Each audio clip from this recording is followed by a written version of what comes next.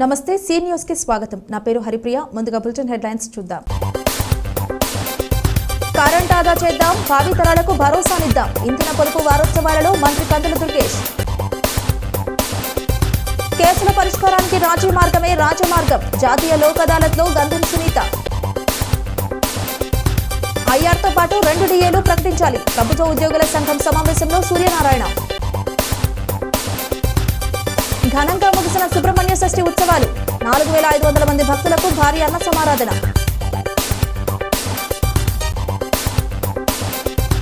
ఉత్సాహంగా సాగిన east Godavari premium league. విజేతగా నిలిచిన బజాజ్ గ్లాడియేటర్స్ టీం. విద్యుత్ విలువైందని దానిని వృధా కాకుండా కాపాడుకుందామని రాష్ట్ర పర్యాటక సాంస్కృతిక సినిమాటోగ్రఫీ మంత్రి కందుల దుర్గేష్ అన్నారు. శనివారం స్థానిక వై జంక్షన్లో ఆంధ్రప్రదేశ్ తూర్పు ప్రాంత విద్యుత్ పంపిణీ సంస్థ తూర్పుగోదావరి జిల్లా ఆధ్వర్యంలో ఇంధన పొదుపు వారోత్సవాలను మంత్రి జెండా ఊపి ప్రారంభించారు. ఈ సందర్భంగా ఆంధ్రప్రదేశ్ రాష్ట్ర ఇంధన పరిరక్షణ కమిషన్ రూపొందించిన జాతీయ ఇంధన వారోత్సవాల పోస్టర్ను మంత్రి దుర్గేష్ జిల్లా కలెక్టర్ పి ప్రశాంతి ఆవిష్కరించారు. మంత్రి దుర్గేష్ మాట్లాడుతూ, ప్రస్తుతం మనం విద్యుత్ వృధా చేస్తే భవిష్యత్ తరాలకు అంధకారాన్ని మిగిల్చిన వారమవుతామని, ఇంధన ప్రాముఖ్యతను ఆదా చేయవలసిన విధానాలను వివరించారు. ప్రతి ఒక్కరికి ఇంధనం పొదుపుపై అవగాహన తప్పనిసరి అని తెలిపారు. సాంప్రదాయ బల్బుల స్థానంలో ఎల్ఈడీ బల్బులను వాడదామని, తద్వారా 60% పైగా విద్యుత్ ఆదా చేద్దామని పిలుపునిచ్చారు. ప్రశాంతి మాట్లాడుతూ, ఇంధన పొదుపు మీద ప్రతి ఒక్కరికి అవగాహన కలిగి ఉండాలన్నారు. ముఖ్యమంత్రి నారా చంద్రబాబు నాయుడు నిన్నటి రోజున విజయవాడలో నిర్వహించిన సమావేశంలో విజన్ ఏ 2047ను ప్రారంభించడం జరిగిందన్నారు. ఇందుకు సంబంధించి భవిష్యత్తు కార్యాచరణ ప్రణాళికలు అమలులో భాగంగా 10 సూత్రాల అంశాలను చక్కగా అర్థమయ్యే విధంగా విశదీకరించడం జరిగిందన్నారు. RUDA chairman Boddu Venkataramana, AP EPDCL SE K Tilak Kumar, executive ఇంజనీర్లు Nakkapalli Samuel, Y David, Y Narayana, Apparao, D Sridhar Varma, విద్యుత్ శాఖ ఇంజనీర్లు, ఉద్యోగులు, సిబ్బంది, విద్యార్థులు తదితరులు పాల్గొన్నారు. దేశవ్యాప్తంగా జాతీయ ఇంధన పొదుపు వారోత్సవాలను నిర్వహించుకునేటువంటి శుభ సందర్భంలో ఈ కార్యక్రమాన్ని నిర్వహిస్తున్నటువంటి ఆంధ్రప్రదేశ్ రాష్ట్ర ఇంధన పరిరక్షణ మిషన్ మరియు ఇంధన శాఖ ఆంధ్రప్రదేశ్ ప్రభుత్వం సంయుక్త ఆధ్వర్యంలో ఈ కార్యక్రమం నిర్వహించబడుతున్నారు. ముఖ్యంగా ఇంధన పొదుపు అనేటువంటిది ఇవాళ మనకు ఉన్నటువంటి అవసరాలను దృష్టిలో పెట్టుకుంటే చాలా అవసరమైనటువంటి విషయం. ముఖ్యంగా మనం ఎలక్ట్రిసిటీ విషయంలో కానీ, బొగ్గు వాడకంలో కానీ, అదేవిధంగా డీజిల్, పెట్రోల్ లాంటి ఇంధనాల విషయంలో కానీ మనం ఆల్టర్నేటివ్ రిసోర్సెస్కి వెళ్ళకపోతే, వాటిని పొదుపు చేసుకోకపోతే, ఒక పక్కన మనకి అవి ఎక్కువగా ఉపయోగంలోకి రావు అనేటువంటిది, ఎక్కువ కాలం ఉండవనేటువంటి మాటతో పాటు పర్యావరణానికి విఘాతం కలిగించేటువంటి అవకాశం కూడా చాలా ఎక్కువ ఉంది. కార్బన్ డైఆక్సైడ్ బాగా రిలీజ్ కావటం వీటి వల్ల అవి వాడటంతో, అందుకే ఇవాళ మనం అందరం ఒక పక్కన ఇంధన పొదుపుని చేస్తూనే మరో పక్కన రిన్యూవబుల్ ఎనర్జీస్ని డెవలప్ చేసుకోవాలనేటువంటి మాట స్పష్టంగా చెప్తా ఉన్నాం. సౌరశక్తి ద్వారా ఉపయోగించుకునేటువంటి విధానంలోకి వెళ్ళి, అదేవిధంగా రిన్యూవబుల్ ఎనర్జీస్ మీద ఆధారపడితే వీటి మీద ప్రెషర్ తగ్గుతుంది, అదేవిధంగా మనకి పొదుపు కూడా ఏర్పడుతుంది. కనుక వీటి మీద ప్రజల్ని అప్రమత్తం చేయటం, రాబోయే రోజుల్లో మనం పొదుపు చేసుకోకపోతే ఎంత నష్టపోతామో వారికి తెలియజెప్పడం, ఈ అంశాల మీద వారిని అందరినీ కూడా మోటివేట్ చేయాల్సినటువంటి అవసరం ఉంది. దాన్ని ట్రాన్స్పోర్ట్ డిపార్ట్మెంట్ వారు, అదేవిధంగా రాజకీయాల్లో ఉన్న మాలాంటి వాళ్ళం, అధికారులు అందరూ కలిసి సమీకృతంగా ప్రజల్ని ఏకోన్ముఖులు చేసే విషయంలో కృషి చేయాలనేటువంటి మాటని సందర్భంగా తెలియజేస్తూ, మనకి గవర్నమెంట్ ఆఫ్ ఆంధ్రప్రదేశ్ ఆదేశాల మేరకు మన జిల్లాలో కూడా ఈ కార్యక్రమం అనేది స్టార్ట్ చేయడం జరిగింది. దీని యొక్క ముఖ్య ఉద్దేశం ఏంటంటే, ఇంధన పొదుపు మీద అవగాహన అనేది ప్రతి ఒక్కరికి కల్పించాలి అని. అది ఇంట్లో, ఆఫీసెస్లో, ఆర్గనైజేషన్స్లో, అన్నింటిలో కూడా. మనం నిన్ననే విజన్ 2047 డాక్యుమెంట్ కూడా రిలీజ్ చేయడం జరిగింది. అందులో మన ముఖ్యమంత్రి గారు చాలా చక్కగా 10 సూత్రాల మీద అవగాహన కల్పించడం, దాని మీద మన యాక్షన్ ప్లాన్ ఎలా ఉండాలి అనేది కూడా అందరికీ అర్థమయ్యేటట్టుగా వివరించడం జరిగింది. ఆ 10 సూత్రాల్లో ఇంధన పొదుపు కూడా ఒకటి. అంటే రేపొద్దున మనం ఎంత డెవలప్మెంట్ చేయాలి అని అనుకున్నా, మనకి ఎనర్జీ రిసోర్సెస్ కానీ లేకపోతే మన డెవలప్మెంట్కి సంబంధించిన కళలు సహకారం అనేది జరగదు. ఎనర్జీని ఎప్పటికప్పుడు మనం ప్రొడ్యూస్ చేసుకోవడమే కాకుండా దాన్ని రీన్యూ ఎనర్జీస్ని కూడా మనం ఐడెంటిఫై చేసుకోవాలి. అలానే మన దగ్గర ఉన్న ఎనర్జీ సోర్సెస్ని కూడా చాలా పొదుపుగా వాడుకోవాలి. మనందరికీ తెలిసిన విషయమే, ఒక యూనిట్ని సేవ్ చేయడం అనేది 2 యూనిట్లని ప్రొడక్ట్ చేసినంత వాల్యూ అనేది ఉంటుంది.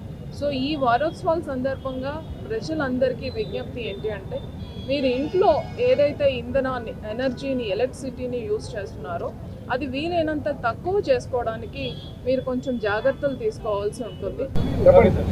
అందరికీ నమస్కారం అండి. ఈ వారం అంతా జాతీయ ఇంధన పొదుపు వారోత్సవాలు జరుగుతున్నాయి. అందులో భాగంగా ఇక్కడ రాజమహేంద్రవరం ఈ నగరంలో ఈ కార్యక్రమం ఆంధ్రప్రదేశ్ ప్రభుత్వం తరఫున చేపట్టడం జరిగింది.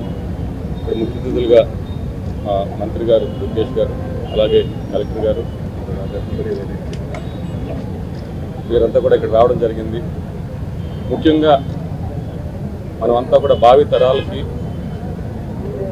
ఏదైతే మనం మంచి భవిష్యత్తు ఇవ్వాలనుకుంటున్నామో అందులో భాగంగా వారికి మన రిసోర్సెస్ కూడా పొదుపు చేసి వారికి అందుబాటులో ఉండే విధంగా ముఖ్యంగా ఎలక్ట్రిసిటీ ఏదైతే ఉందో పొదుపు చేయడం కానివ్వండి, చిన్న చిన్న అంశాలు మన ఇళ్లలోనే మనం పొదుపు చేయగలిగిన అంశాలు ఎన్నో ఉన్నాయి.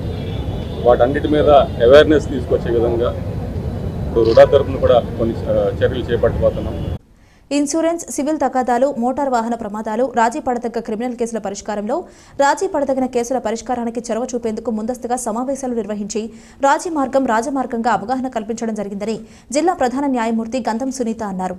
ఆ మేరకు అవార్డు ఉత్తర్వులు జారీ నేపథ్యంలో సహకారం అందించిన ఇన్సూరెన్స్ కంపెనీలు, న్యాయవాదులు, ఇతర శాఖల అధికారులు, తదితరుల భాగస్వామ్య పార్టీలు అభినందనీయులని అన్నారు.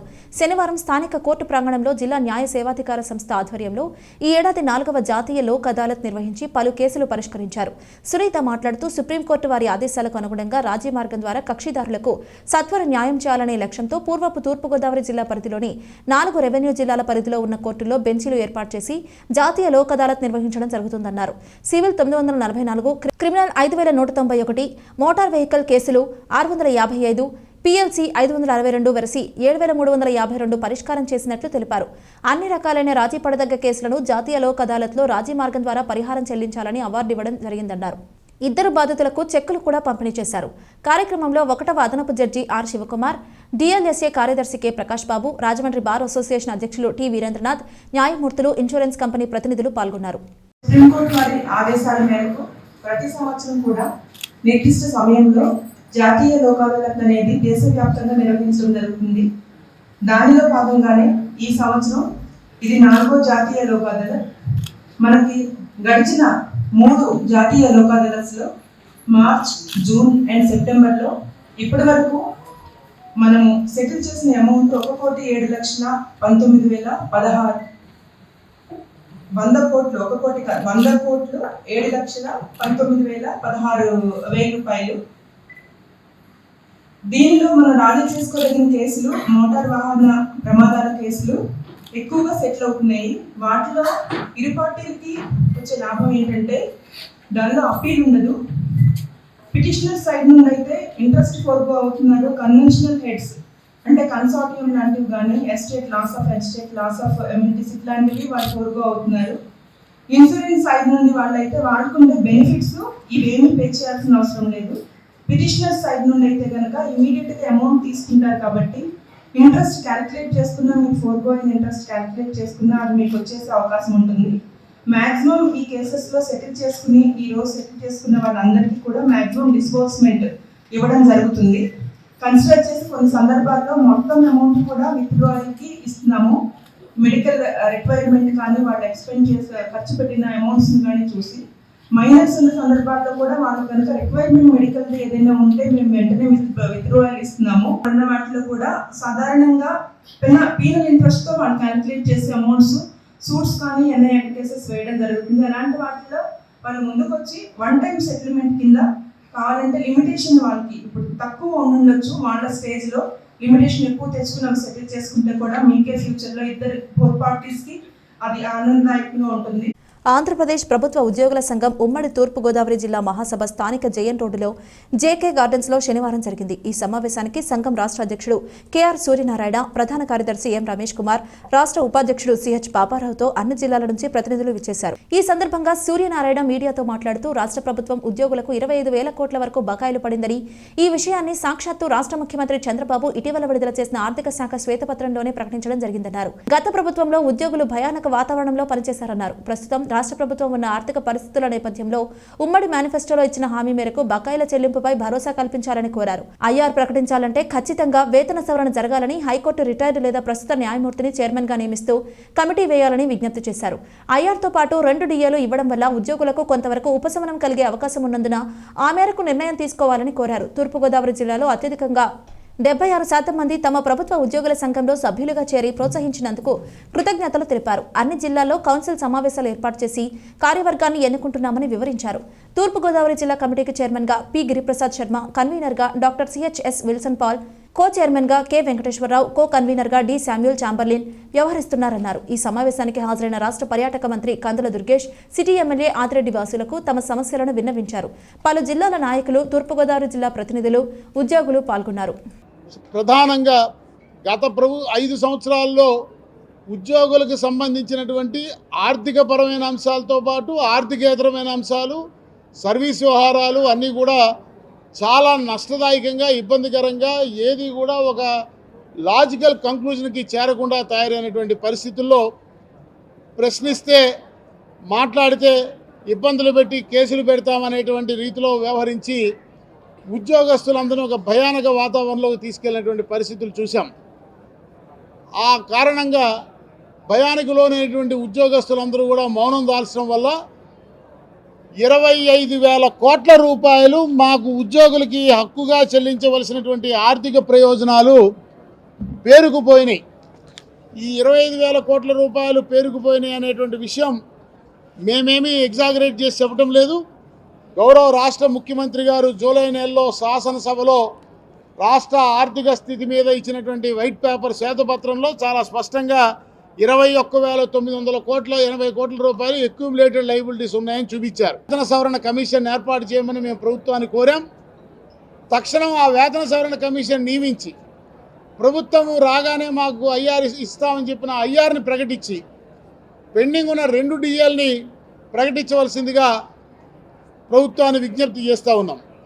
అదే రకంగా ఏదైతే విధ్వంసం నుంచి మరి పురోగమనం దిశగా ప్రభుత్వము స్వర్ణాంధ్ర 2047 లక్ష్యంతో నిన్న ఒక విజన్ డాక్యుమెంట్ని ప్రభుత్వం రిలీజ్ చేసిందో, దాన్ని అమలు చేయడంలో కీలక భాగస్వాములమైనటువంటి ఉద్యోగ ఉపాధ్యాయులు ఈనాడు ఈ రాజమండ్రి కౌన్సిల్ సమావేశం ద్వారా రాష్ట్ర వ్యాప్తంగా మా ఆంధ్రప్రదేశ్ ప్రభుత్వ ఉద్యోగుల సంఘ సభ్యులు, మా సంఘ అనుబంధ ఐక్యవేదికలో ఉన్న సభ్య సంఘాలందరూ కూడా మేము ప్రమాణం చేస్తూ ఉన్నాం. త్రికరణ శుద్ధిగా ఈ రాష్ట్ర సర్వతోముఖాభివృద్ధికి ఆ 2047 విజన్ డాక్యుమెంటరీ సాకారమయ్యే దిశగా మేమందరం కూడా ముఖ్యమంత్రి గారు, గౌరవ ముఖ్యమంత్రి ప్రభుత్వం వెనకాల ర్యాలీ అయి పనిచేస్తామని చెప్పి ఈ సందర్భంగా మేము మనవి చేస్తూ ఉన్నాం. రాజమహేంద్రవరం కోరుకొండ రోడ్లో వెంచేసి ఉన్న శ్రీ వల్లి దేవసేన సమేత నాగపంత సుబ్రహ్మణ్యేశ్వర స్వామి వారి ఆలయం వద్ద సుబ్రహ్మణ్య షష్ఠి ఉత్సవాల ముగింపు సందర్భంగా భక్తులకు భారీ ఎత్తున అన్న సమారాధన కార్యక్రమాన్ని నిర్వహించారు. భక్తులు భారీగా తరలివచ్చి స్వామివారి ప్రసాదాన్ని స్వీకరించారు. ఆలయ వంశపారంపర్య ధర్మకర్తలు ఇసుకపల్లి సుబ్రహ్మణ్యం, ఇసుకపల్లి శ్రీనివాస్ ఆధ్వర్యంలో ఈ ఏడాది సుబ్రహ్మణ్యేశ్వర స్వామి ఆలయం వద్ద షష్ఠి మహోత్సవాలను అంగరంగ వైభవంగా నిర్వహించారు. భక్తుల్లో ఆధ్యాత్మికత వెల్లివిరిసేలా స్వామివారి కళ్యాణం, అయ్యప్ప స్వామి పడిపూజ మహోత్సవం నిర్వహించారు. సుబ్రహ్మణ్య షష్ఠి ఉత్సవాల ముగింపు సందర్భంగా ఉత్సవ కమిటీ ఆధ్వర్యంలో భారీ ఎత్తున దాతల సహకారంతో శనివారం ఆలయం వద్ద సుమారుగా 4,500 మందికి అన్న సమారాధన కార్యక్రమాన్ని నిర్వహించారు. ఈ కార్యక్రమంలో ఇసుకపల్లి విజయ్ కుమార్, ఆకుల షణ్ముఖరావు, ఇసుకపల్లి వీరాజు, ఆకుల వెంకటేశ్వరరావు, ఉత్సవ కమిటీ సభ్యులు, లలితానగర్ ఫ్రెండ్ సర్కిల్, ఆలయ కమిటీ సభ్యులు పాల్గొన్నారు. భక్తులు బారులు తీరి స్వామివారి ప్రసాదాన్ని స్వీకరించారు. అన్నదాన కార్యక్రమానికి సహకరించిన దాతలకు ధర్మకర్తలు ఇసుకపల్లి సుబ్రహ్మణ్యం, శ్రీనివాస్ కృతజ్ఞతలు తెలిపారు. ఉత్సవ కమిటీ సభ్యులు, స్థానిక పెద్దలు పాల్గొన్నారు.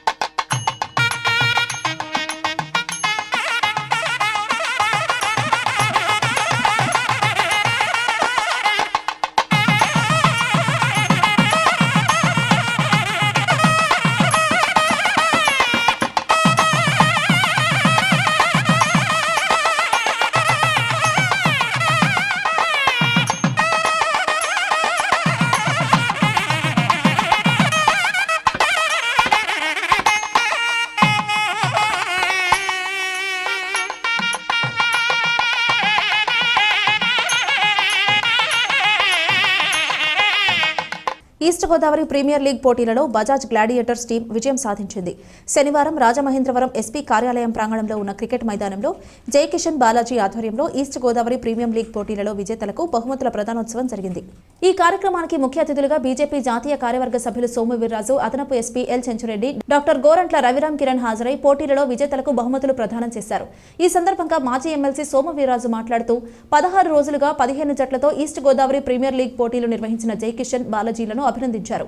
క్రీడాకారులను ప్రోత్సహిస్తూ క్రికెట్ పోటీలు నిర్వహిస్తున్న జయకిషన్ బాలాజీలు అభినందనీయులన్నారు. స్థానిక ప్రజాప్రతినిధులు క్రికెట్ గ్రౌండ్ను మరింత మెరుగుపరచడానికి సిఎస్ఆర్ నిధులు రప్పించి అభివృద్ధి చేయాలని సూచించారు. గతంలో క్రికెట్కు ప్రోత్సాహం ఉండేది కాదని, అయితే ప్రస్తుతం రాజమండ్రిలో ఇంత మంచి క్రికెట్ గ్రౌండ్ ఉండడం అభినందనీయమన్నారు. ప్రపంచ క్రికెట్ చరిత్రలో దేవుడిగా ఆరాధించే సచిన్ టెండూల్కర్ మన భారతీయ ఆటగాడు కావడం మన అదృష్టమన్నారు. గెలుపు అందరికీ సాధ్యం కాదని, ఓటమి చెందిన వారు క్రీడా స్ఫూర్తితో మరోసారి విజయం సాధించేందుకు కృషి చేయాలని సూచించారు. ఈ టోర్నమెంట్లో రంజీ ట్రోఫీ ఆటగాడు స్టీఫెన్ ను మొమెంటోతో సత్కరించారు. మ్యాన్ ఆఫ్ ది మ్యాచ్ గా మణికంఠ, బెస్ట్ బ్యాట్స్మెన్ గా సంతోష్, బెస్ట్ బౌలర్ గా Naziruddin, man of the series గా సాయి ఎంపికయ్యారు. గత 16 రోజులుగా 15 మ్యాచ్ల్ని ఇక్కడ నిర్వర్తించడం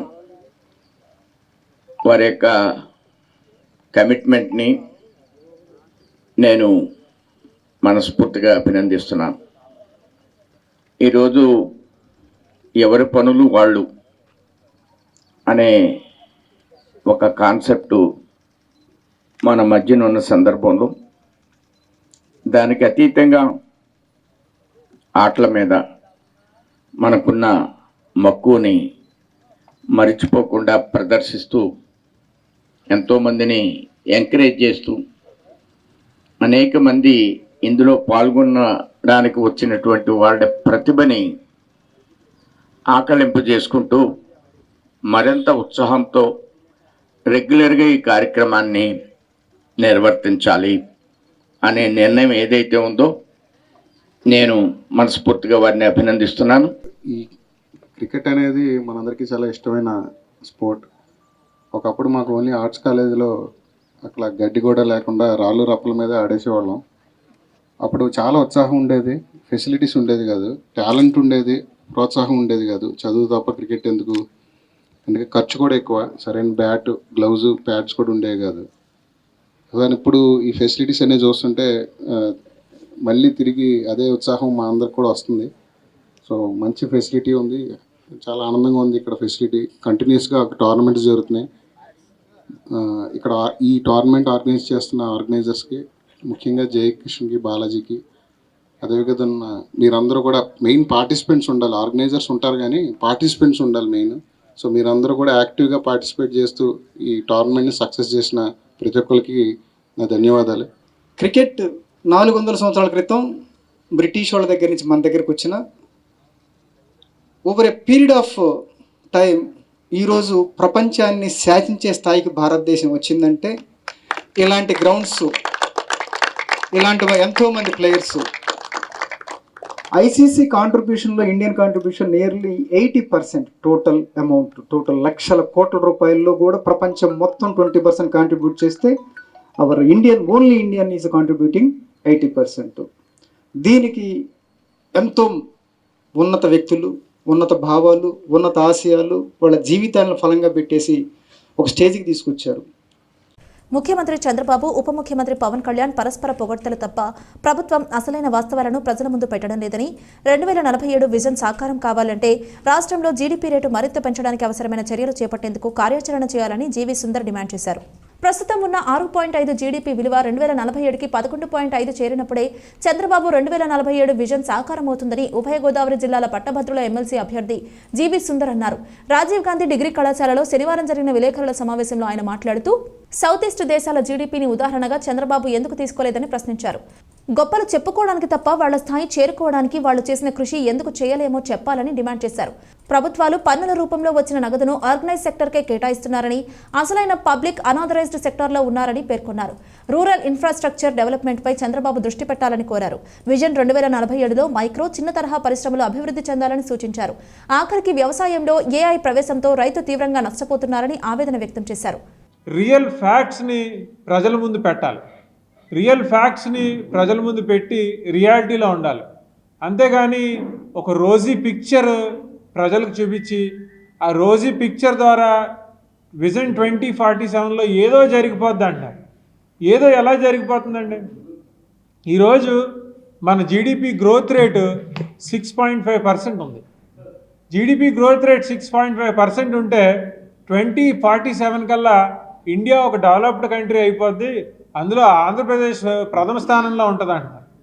నిజంగా 2047 కల్లా ఇండియా ఒక డెవలప్డ్ కంట్రీ అయిపోవాలంటే మన గ్రోత్ రేటు ఎవ్రీ ఇయర్ 11.5%లో గ్రో అవ్వాలి.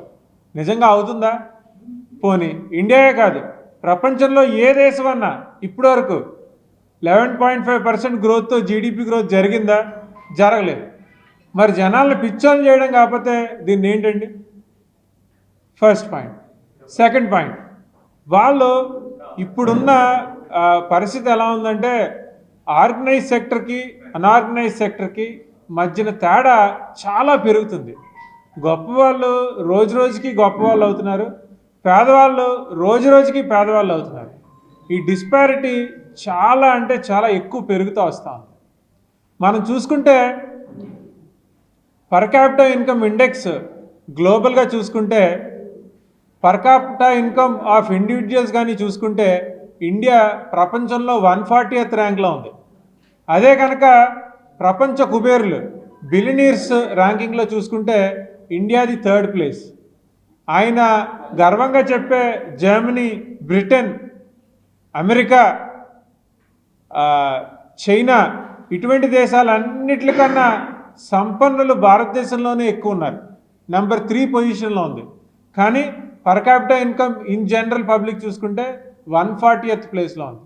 మలేషియాలో హెల్త్ కేర్కి 3.5% కేటాయిస్తే మన ఇండియాలో ఏ రోజున కూడా 0.7% కన్నా ఎక్కువ జీడిపి మనం కేటాయించినట్టు లేదు. ఇటువంటి పరిస్థితుల్లో అంటే గొప్పలు చెప్పుకోవడానికి సౌత్ ఈస్ట్ ఏషియన్ కంట్రీస్ వైపు మనం చూస్తాం, కానీ ఆ గొప్పలు వాళ్ళు ఆ స్థాయికి మనం రీచ్ అవ్వడానికి వాళ్ళు వెళ్ళిన విధానాన్ని మనం ఎందుకు ఫాలో అవ్వం? ఒకసారి గమనించమని చంద్రబాబు నాయుడు గారిని ఈ ప్రెస్ మీట్ ద్వారా అడుగుతున్నారు. 95% అన్ఆర్గనైజ్ సెక్టర్లో పనిచేస్తున్నారు ఎంప్లాయీస్, ఓన్లీ 5% ఆర్గనైజ్ సెక్టర్లో పనిచేస్తారు. మరి ఈ కాంట్రిబ్యూషన్ ఇలా ఉన్నప్పుడు ప్రభుత్వాలు వాళ్ళ ఇన్వెస్ట్మెంటు లేబర్ ఇంటెన్సివ్గా ఉండాలి. ప్రభుత్వాలు మన దగ్గర నుంచి కలెక్ట్ చేసే ట్యాక్స్ మనీ ఎడ్యుకేషన్ మీద, హెల్త్ మీద ఖర్చు పెట్టాలి. కానీ ప్రభుత్వాలు ఏం చేస్తున్నాయి? ఆర్గనైజ్ సెక్టర్ వైపు వాళ్ళకి లబ్ధి చేకూరేటట్టు చేస్తున్నాయి. ఈ కంపెనీస్ మీద జరిగే అన్యాయాల మీద ఒక పార్లమెంట్ మెంబర్ కానీ ఒక అసెంబ్లీ మెంబర్ కానీ ఒక క్వశ్చన్ అడిగే పరిస్థితికి ఉంటే రూలింగ్ పార్టీ, అపోజిషన్ పార్టీ 2 పార్టీలు కూడా వెళ్ళలోకి వచ్చి గొడవ చేస్తే ఆ క్వశ్చన్ అడిగే పరిస్థితి ఉండదు. క్వశ్చన్స్ మోగపోతాయి. ఈ పరిస్థితికి వచ్చింది. సో నేను ఈ ప్రెస్ మీట్ ద్వారా గవర్నమెంట్స్ని రిక్వెస్ట్ చేసేది ఏంటంటే, మీరు లేబర్ ఇంటెన్సివ్ ఎక్స్పెండిచర్ పెంచండి. మీరు ఇప్పుడున్న పరిస్థితుల్లో క్యాపిటల్ ఇంటెన్సివ్ ఎక్స్పెండిచర్ పెరుగుతూ ఉంది. దానికన్నా లేబర్ ఇంటెన్సివ్ ఎక్స్పెండిచర్ పెంచితే అది గ్రౌండ్ లెవెల్ లేబర్కి, అంటే మీలాంటి నాలాంటి చాలామందికి ఉపయోగపడుతుంది. విద్యా సంస్థలతో వారసత్వ సంపద పరిరక్షణ ఆశయాలతో 64 ఏళ్లుగా కొనసాగుతున్న ఆంధ్రకేసరి యువజన సమితికి అధ్యక్షులుగా ప్రముఖ ఆడిటర్, రోటరీ క్లబ్ పూర్వపు పీడీజే, నగర ప్రముఖులు విశ్వనాథం భాస్కర్ రామ్ అధ్యక్షులుగా పగ్గాలు చేపట్టారు. ఆయనకు పలువురు నగర ప్రముఖులు అభినందనలు తెలియజేశారు. శనివారం ఆంధ్రకేసరి జూనియర్ కళాశాల రోటరీ హాల్లో జరిగిన సమావేశంలో జరిగిన సమితి సర్వసభ్య సమావేశంలో ఈ మేరకు భాస్కర్ రామ్ బృందం ఏకగ్రీవంగా ఎన్నికయ్యారు. ఉపాధ్యక్షులుగా మార్గాని నాగేశ్వరరావు, మహిళా ఉపాధ్యక్షురాలుగా కోసూరి చండీప్రియ, ప్రధాన కార్యదర్శిగా సిపి రెడ్డి, కార్యదర్శిగా కూర్మదాసు ప్రభాకర్, దాసరి బ్రహ్మగిరీష్, కోశాధికారిగా తొంటేపు వీరభద్రరావు తదితరులు ఎన్నికయ్యారు. మాజీ శాసనసభ్యుడు రౌతు ప్రకాశరావు ఎన్నికల అధికారిగా వ్యవహరించారు. పూర్వాధ్యక్షులు విశ్వనాథ గోపాలకృష్ణ, డాక్టర్ కర్రి రామారెడ్డిలు శుభాకాంక్షలు తెలిపారు. అధ్యక్షుడు పెద్దిరెడ్డి శ్రీనివాస్ సభాధ్యక్షత వహించారు. సమితి అనుబంధ సంస్థలకు త్వరలో నియామకాలు చేయాలని నిర్ణయించారు. వారు మాట్లాడుతూ ఆంధ్రకేసరి యువజన సమితి ప్రతిష్టను మరింతగా ఇనుమడింపచేయడంతో పాటు సంస్థకు అనుబంధంగా ఉన్న విద్యా సంస్థలను మరింత ప్రతిష్టాత్మకంగా నిర్వహిస్తామని తెలిపారు. సర్వసభ్య సమావేశం ఈరోజు జరిగి దాంట్లో 7గురిని ఎగ్జిక్యూటివ్ కమిటీగా ఎన్నుకోవడం జరిగింది. నాకు అధ్యక్షత బాధ్యతలు సభ్యులందరూ కూడా ఇవ్వడం జరిగింది. అలాగే 6 సభ్యులను కూడా ఎలక్ట్ చేసుకోవడం జరిగింది. మీ అందరం కూడా సమిష్టిగా రానున్న రోజుల్లో ఆంధ్రకేసరి యువజన సమితిని వారి ఇన్స్టిట్యూషన్స్ అన్నింటినీ కూడా సక్రమైన మార్గంలో నడిపించాలని చెప్పి పెద్దవారి ఆశయాల మేరకు మీ అందరం కూడా కష్టపడి సమిష్టిగా వర్క్ చేసి వీటి అభ్యుదయం కోరుకునేలాగా అందరూ చేద్దామని చెప్పి దృఢ సంకల్పంతో ఈరోజు కంకణం కట్టుకున్నాం. రానున్న రోజుల్లో ఆంధ్రకేసరి కాలేజెస్ అన్ని కూడా ఒక మంచి యూనివర్సిటీగా తయారయ్యేలా కూడా ఈరోజు ప్రణాళిక ఒకటి వేసుకుని దానికి అనుగుణంగా మీ అందరం కూడా కృషి చేయడం జరుగుతుంది.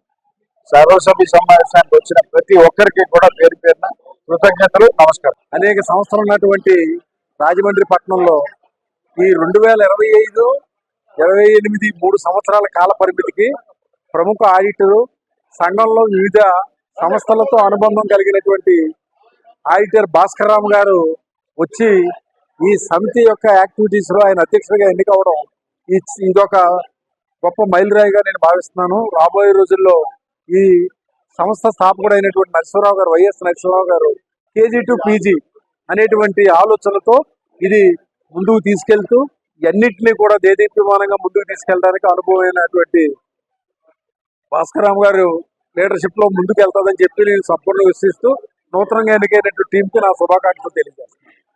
గౌతమి సూపర్ బజార్ విషయంలో అవినీతి జరిగితే సాక్ష్యాధారాలతో నిరూపించాలని వైఎస్ఆర్ కాంగ్రెస్ పార్టీ రాజమండ్రి సిటీ అధికార ప్రతినిధి బిల్డర్ చిన్న 36వ వార్డు ఇన్ఛార్జ్ నందస్వామి డిమాండ్ చేశారు. మాజీ ఎంపీ భరత్ పై బుడ్డిగ రాధా చేసిన విమర్శలను తిప్పికొట్టారు. ఆయన పట్ల ఇష్టం వచ్చినట్టుగా మాట్లాడితే ఊరుకునేది లేదని హెచ్చరించారు. శనివారం రాజమండ్రి ప్రెస్ క్లబ్లో వారు విలేకరులతో మాట్లాడుతూ టీడీపీ నగర ప్రధాన కార్యదర్శి బుడ్డిగ రాధా మాజీ ఎంపీ మార్గాని భరత్రాంపై అర్ధరహిత ఆరోపణలు చేస్తున్నారని మండిపడ్డారు. మాజీ ఎంపీ భరత్రాంను అసలు నీకు పరువు ఉందా అంటున్నారని, బుడ్డిగ రాధాకు అసలు పరువు ఉందా అని ప్రశ్నించారు. భరత్ను విమర్శించే స్థాయి టీడీపీ నాయకులకు లేదని పేర్కొన్నారు. రాజమండ్రి ఎంపీగా మార్గాని భరత్రాం అనేక అభివృద్ధి కార్యక్రమాలు చేపట్టారని వివరించారు. భరత్రాం ప్రారంభించిన అభివృద్ధి పనులను ప్రస్తుతం TDP MLA Adireddy Vasu, TDP నాయకులు ప్రారంభోత్సవాలు చేస్తున్నారని విమర్శించారు. గౌతమి సూపర్ బజార్లో 5 కోట్ల రూపాయల అవినీతి జరిగితే సాక్ష్యాలు, ఆధారాలు ఉంటే నిరూపించాలని సవాల్ చేశారు. Innisupeta cooperative bank vice chairman గేడి Annapurnaraju, YB Shankar, Kommoju Durgarao, Mattaiah, బూర కనకలింగేశ్వరరావు తదితరులు పాల్గొన్నారు. మన బుడ్డిగా రాధా గారు మన ప్రెస్ మీట్లో ఏదో మాట్లాడారు ఎంపీ గారి గురించి, మాజీ ఎంపీ గారు భరత్రామ గారి గురించి. మరి భరత్రామ గారి గురించి పరువు ఉందా అని అడుగుతున్నాడు ఆయన. మరి నిజంగా మేము ఒకటి అడుగుతున్నాము, ముందు మీకు పరువు ఉందా అనేది చూసుకోండి. ముందు ఆయన పరువు ఉందా లేదా ప్రజలకి, ప్రతి ఒక్కరు కూడా నాయకులకి అందరూ కూడా తెలుసు. ఎందుకంటే ముందుగా మీకు పరువు ఉందనేది మీరు చూసుకోవాలి. ఎందుకంటే కారణం కూడా ఎంపీ గారిని మీరు మాట్లాడేంత స్థాయి కాదు మీది, ఒక మాజీ ఎంపీ గారిని మాట్లాడే స్థాయి కాదు.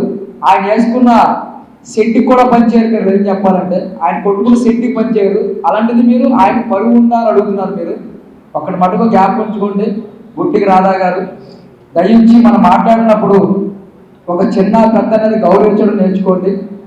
ఎందుకంటే వయసులో మీ మీద చిన్నోడైనా సరే ఈరోజు ఒక చక్రం తిప్పాడు రాజమండ్రి సిటీ అంతా కూడా. మరి ఈరోజు రాజమండ్రి అభివృద్ధి చూశారు. ఎవరు వచ్చి చేశారు అభివృద్ధి మీకు తెలుసా? చూసారా? కళ్ళతో కనిపించిందా లేదా? ఈరోజు సీసీ రోడ్లు మరి దానపేట 92 రోడ్లు వేయించాడు సీసీ రోడ్లు. ఆయన ఈరోజు పార్కులు చేసాడు. అలాగే ఈరోజు బ్రిడ్జిలు మరి నిజంగా వారు కూడా ఒక బ్రిడ్జి చాలు మీకు అందరూ సమానం చెప్పాలంటే. ఇందులో తెలిసిన సామెత ఉంది, సొమ్మొకూడదు సోపకూడదు అనేసి. ఆయన అక్కడికి వెళ్ళి పార్లమెంట్లో బిల్లు పాస్ చేసుకొని అన్ని తీసుకొచ్చి ఆయన సేవ చేసి మొత్తం రాజమండ్రి అంతా కూడా డెవలప్మెంట్ అవ్వాలని చెప్పి ఆయన ఏకంగా చేస్తే ఈరోజు మీరు ఓపెనింగ్కి వస్తున్నారు. ఆయన చేసింది చేస్తే మీరు ఓపెనింగ్కి వస్తున్నారు. అంటే తెచ్చింది ఆయన, ఓపెనింగ్ చేసేది మీరు. రోజున బుడ్డిగ రాధా గారు ఏదో మాట్లాడారు. అయ్యా, రాజకీయాలు పక్కన పెట్టి రాజమండ్రిలో వైఎస్ఆర్ పార్టీ అధికారంలో ఉన్నప్పుడు మాజీ ఎంపీ భరతరామ గారు మీ కమ్యూనిటీకి, అలాగే పద్మశాలికి, తర్వాత ఇసుబ్రాహ్మణులకి, నాయ బ్రాహ్మణులు కూడా కమ్యూనిటీలు ఇవ్వడం జరిగింది. ఆ కమ్యూనిటీ వాళ్ళందరినీ కూడా మీరు విమర్శించి పొద్దున్న ఎత్తే అది చేశారు ఇది చేశారు అని మీరు విమర్శించడం కాదు. ఆయన ఏం చేశాడో ప్రజలకు తెలుసు, మీ మనస్సాక్షి కూడా తెలుసు. ఇవన్నీ పక్కన పెట్టి మీ కమ్యూనిటీకి స్థలం ఇచ్చారు కదా, ఆ స్థలాన్ని ఆల్రెడీ ఎంపీగా మన కలెక్టర్ గారు ఆర్డర్తో పాటు మా సంఘాలందరూ కూడా ఇచ్చారు. అలాగే మా పద్మశాలి సంఘానికి కూడా రాజమండ్రిలో మాకు సైట్ ఇప్పించారు. ఎంపీ ల్యాండ్ నుంచి నిధులు కూడా తీసుకొచ్చారు. ఇప్పుడు ఆల్రెడీ మా కమ్యూనిటీ ఉన్న పెద్దలు కూడా తెలుగుదేశం పార్టీలో ఉన్నారు. ముందు మీ నాయకులందరినీ కలిసి ఉన్న 4-5 కులాలకి కమ్యూనిటీ హాల్ ఇచ్చారు, భరతరామ్ గారు తీసుకొచ్చారు. అలాగే కాకుండా ఎంపీ ల్యాండ్ నుంచి నిధులు కూడా తీసుకొచ్చారు. వాటి పని పూర్తిగా సక్రమంగా చేయించిన తర్వాత అప్పుడు ఎంపీ గారు ఏం చేశారో ఏం చేయలేదు అనేది ప్రజలు తెలుసు, తర్వాత మాట్లాడదాం. ఆంధ్రప్రదేశ్ ప్రభుత్వ ఉద్యోగుల సంఘం ఆధ్వర్యంలో మహాజన సభ వనభోజన కార్యక్రమం స్థానిక దివాన్ చెరువు మహాపుష్కర వనంలో ఆదివారం ఘనంగా జరిగింది. ఈ కార్యక్రమానికి రాష్ట్ర మంత్రి కందుల దుర్గేష్తో పాటు సిటీ ఎమ్మెల్యే ఆదిరెడ్డి శ్రీనివాస్ తదితరులు హాజరయ్యారు. ఉద్యోగులు ఉల్లాసంగా ఉత్సాహంగా గడిపారు. ముఖ్య అతిథులకు అధ్యక్షుడు ధర్మాల శ్రీకాంత్ రాజు, ప్రధాన కార్యదర్శి గొంతి ఆస్కార్రావు ఘనంగా స్వాగతం పలికారు. సంఘ కార్యక్రమాల సమీక్షలో వారు మాట్లాడుతూ ప్రస్తుత ఉద్యోగ సంఘాల వ్యవస్థలో గడిచిన 5 సంవత్సరాల నుండి ఎంతో కష్టపడి మన అందరి సమిష్టి కృషితో నిర్మించుకున్న సంఘం మన ఆంధ్రప్రదేశ్ ప్రభుత్వ ఉద్యోగుల సంఘం అన్నారు. అయితే నేడు దీనికి సర్వాధికారిని నేనే అని చెప్పుకుంటున్న వ్యక్తి ఊరూరా తిరుగుతూ నాతో కలిసి రండి అద్భుతాలు సృష్టిస్తాను అని నమ్మబలికి చివరికి ప్రభుత్వాలు మారే సమయంలోనే ఏ ఎండక గొడుగు పడుతూ కేవలం తన వ్యక్తిగత ఎదుగుదల కోసం స్వార్థపూరిత రాజకీయాలు చేస్తున్నారని ధ్వజమెత్తారు. ఉద్యోగుల సమస్యల పరిష్కారమే లక్ష్యంగా తాము పోరాటం చేస్తున్నామన్నారు. సమావేశంలో ఆస్కార్ రావును తాత్కాలిక చైర్మన్ గా, స్త్రీ శిశు సంక్షేమ శాఖ ఉద్యోగుల సంఘ రాష్ట్ర అధ్యక్షులు డి శ్రీకాంత్ రాజు, సెక్రటరీ జనరల్ గా, కోశాధికారిగా రాష్ట్ర ఆడిట్ ఉద్యోగుల సంఘ అధ్యక్షుడు బి రవిశంకర్ వ్యవహరిస్తారని, ఇంకా ఆయా మిగిలిన సంఘాల అధ్యక్షులు కో చైర్మన్లుగా వ్యవహరిస్తారన్నారు. ఉమ్మడి తూర్పుగోదావరి జిల్లా ఏపీజీఈఏ అధ్యక్షులు రంగనాయకులు, కోశాధికారి ఎంవివి సత్యనారాయణ తదితరులు పాల్గొన్నారు. వార్తలు ముగించే ముందు హెడ్లైన్స్ మరోసారి. కరెంట్ ఆదా చేద్దాం, భావి తరాలకు భరోసానిద్దాం. ఇంధన పొదుపు వారోత్సవాలలో మంత్రి కందుల దుర్గేష్. కేసుల పరిష్కారానికి రాజీ మార్గమే రాజమార్గం. జాతీయ లోక్ అదాలత్లో గంధం సునీత. ఐఆర్తో పాటు 2 డిఏలు ప్రకటించాలి. ప్రభుత్వ ఉద్యోగుల సంఘం సమావేశంలో సూర్యనారాయణ. ఘనంగా ముగిసిన సుబ్రహ్మణ్య షష్ఠి ఉత్సవాలు. 4500 మంది భక్తులకు భారీ అన్న సమారాధన.